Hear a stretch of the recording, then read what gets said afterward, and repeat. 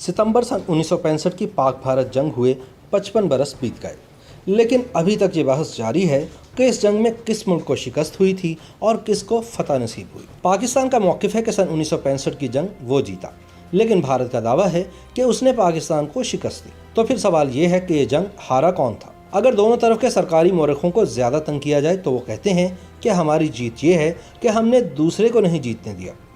بھارتی بیانیے کے مطابق سن 1965 کی جنگ دراصل 5 اگست کو شروع ہوئی، جب ایوب دور میں 10,000 کشمیری سویلین رضاکاروں اور سادہ لباس پہنے فوجیوں پر مشتمل جبرالٹر فورس بھارت کے زیر قبضہ مقبوضہ جموں و کشمیر میں بغاوت ابھارنے اور قبضہ کرنے کے لیے بھیجی گئی۔ لیکن پاکستانی آپریشن جبرالٹر ناکام ہو گیا تو بھارت نے آگے بڑھ کر حاجی پیر، کارگل اور ٹٹوال کے دروں پر بھی قبضہ کر لیا۔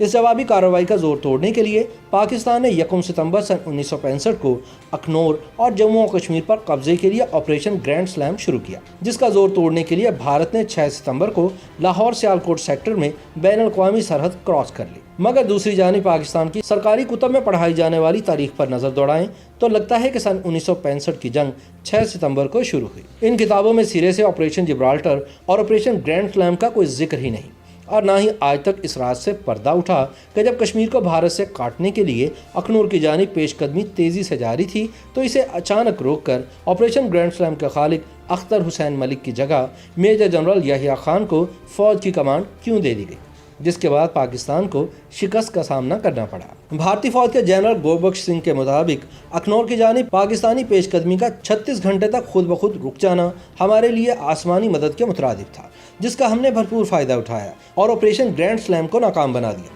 لیکن اس حوالے سے کچھ اور سوالات 55 برس بعد بھی جواب طلب ہیں۔ مثلا یہ کہ سن 1965 کی جنگ کا مقصد اگر کشمیر کی آزادی تھا تو کیا ایوب خان کے ناکام آپریشن جبرالٹر سے پہلے بھارت کے مقبوضہ کشمیر میں آزادی پسند قیادت کو پیشگی اعتماد میں لیا گیا، یا پھر فرض کر لیا گیا کہ عام کشمیری اپنے نجات دہندوں کو دیکھتے ہی بھارت کے خلاف اٹھ کھڑے ہوں گے؟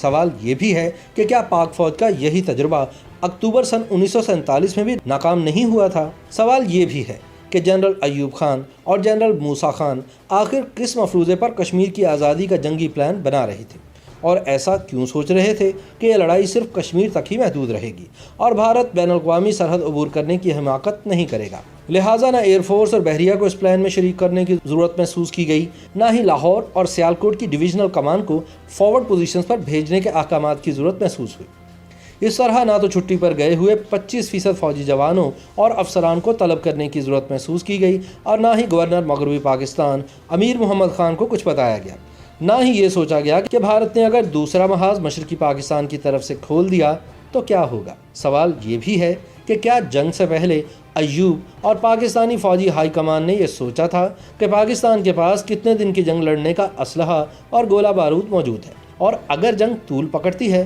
تو پھر کیا ہوگا؟ جنگ ہمیشہ خاص قومی اہداف حاصل کرنے کے لیے لڑی جاتی ہے۔ اگر پاکستان کا ہدف کشمیر کی آزادی تھا تو یہ ہدف حاصل کرنے میں مکمل ناکامی کے بعد یہ دعویٰ کیسے کیا جا سکتا ہے کہ سن 1965 کی جنگ پاکستان نے جیتی؟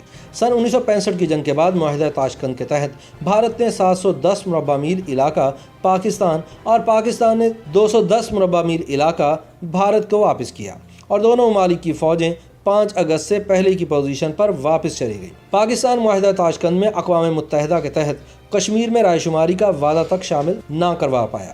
یوں یہ مسئلہ مزید ناقابل حل ہوتا چلا گیا۔ آپریشن جبرالٹر کے دوران کتنے پاکستانیوں نے جام شہادت نوش کیا، ان کی قربانیوں کے بارے میں عسکری تاریخ خاموش ہے۔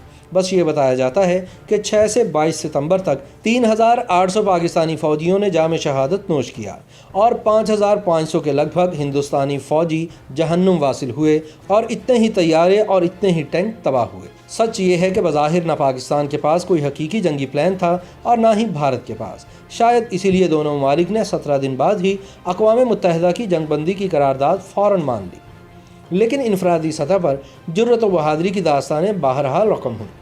ایک جانب اگر پاکستان کی ناقص جنگی پلاننگ نے بھارت کو سنبھالا دیا تو دوسری جانب پاکستانی فضائیہ اور آرمڈ دستوں نے بھارت کو روکنے میں بنیادی اور کلیدی کردار ادا کیا۔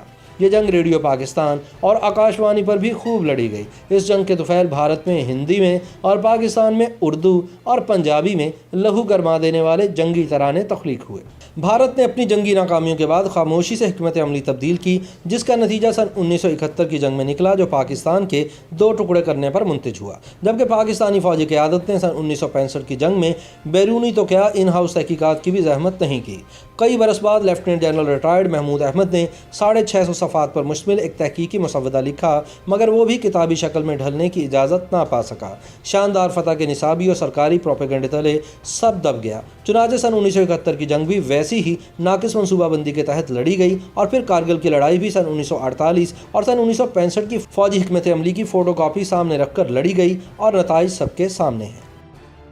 YouTube پر گوگلی نیوز دیکھنے کے لیے youtube.com کی سرچ بار میں googly news T V type کریں۔ گوگلی نیوز کے پیج پر سرخ رنگ کے سبسکرپشن والے بٹن پر کلک کرنا نہ بھولیے۔ YouTube پیج پر اپلوڈ ہونے والی ویڈیوز سے باخبر رہنے کے لیے بیل آئیکن پر کلک کیجیے۔ آپ کو ہر نئی ویڈیو کے بارے میں نوٹیفیکیشن موصول ہو جائے گا۔